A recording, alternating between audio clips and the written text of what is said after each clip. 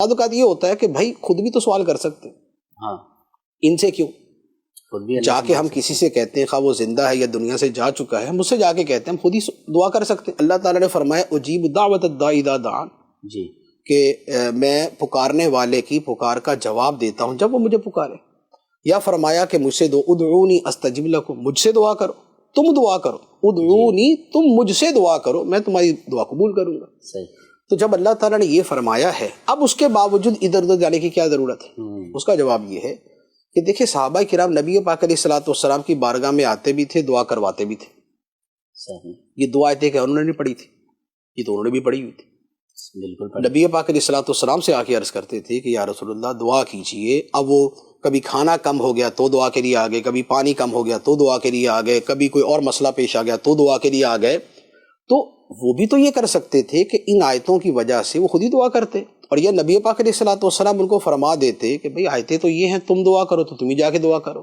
لیکن بات یہ ہے کہ ہر بندہ یہ سمجھتا ہے کہ اللہ کی بارگاہ میں جو ایک میری حیثیت ہے وہ اور جو اس ہستی کی حیثیت ہے وہ اس میں فرق ہے، اور اللہ تعالیٰ کا جو جتنا مقبول بندہ ہوتا ہے، جو جتنا نیک ہوتا ہے، اس کی دعا کا اثر جلد ظاہر ہوتا ہے۔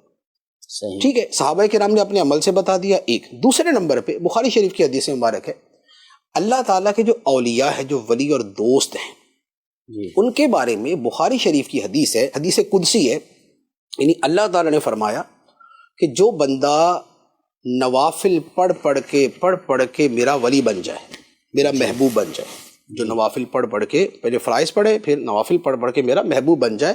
طویل حدیث ہے، آخری حصہ سناتا ہوں۔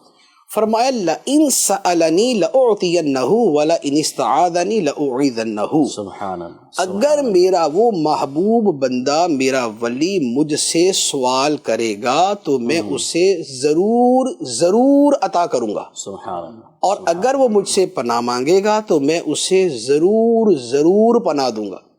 ماشاء اللہ۔ تو یہ جو وعدہ خاص ہے یہ اولیاء کے ساتھ ہے۔ سبحان اللہ، ہمیں فرمایا گیا دعا کرو، لیکن دعا قبول ہونے میں 70 رکاوٹیں تو ہم نے خود کھڑی کی ہوتی۔ لقمہ حلال ایسا ہونا چاہیے کہ اس میں شبہ بالکل نہ آئے، حرام سے پوری بچت ہونی چاہیے، آنکھوں کی حفاظت ہونی چاہیے، دل غافل نہیں ہونا چاہیے، ٹھیک ہے نا۔ تو اچھا، پھر دعا کی قبولیت پہ یقین ہونا چاہیے، یعنی دعا کی اس طرح کی بہت ساری شرائط ہیں جو حدیثوں میں بیان کی گئی۔ جی تو چونکہ ہم دعا کرتے ہیں تو عام طور پہ فارغ ہوتے ہیں ان چیزوں سے، لیکن ان کے بارے میں یہ کہا گیا کہ اگر وہ سوال کرے گا تو چونکہ وہ ولی بنتا ہی تب ہے جب حرام اور شبے کے لقمے سے اس نے ہمیشہ اجتناب کیا ہوتا ہے، جب اس نے فرائض و نوافل ادا کیے ہوتے ہیں، جب اس نے اپنی زبان آنکھ کی حفاظت کی ہوتی ہے، جب اس کا خدا کے اوپر یقین بڑا مضبوط ہوتا ہے، جب وہ توکل کے بڑے اعلیٰ درجے پر ہوتا ہے، تو اس کی ذات میں چونکہ یہ شرطیں پائی جاتی ہیں تو اس سے زیادہ وعدہ کیا گیا کہ ضرور اس کا سوال پورا کروں گا اور ضرور اسے پناہ دوں گا۔ تو لہذا ہم پھر اس کے پاس جا کے کہہ دیتے ہیں کہ بھئی آپ ذرا بات کر لیں، آپ عرض کر دیں، تو وہ کرتے ہیں اور ہمارا معاملہ بھی حل ہو جاتا ہے۔ تو یہ وجہ ہے جس کی وجہ سے ہم اولیاء کرام کے پاس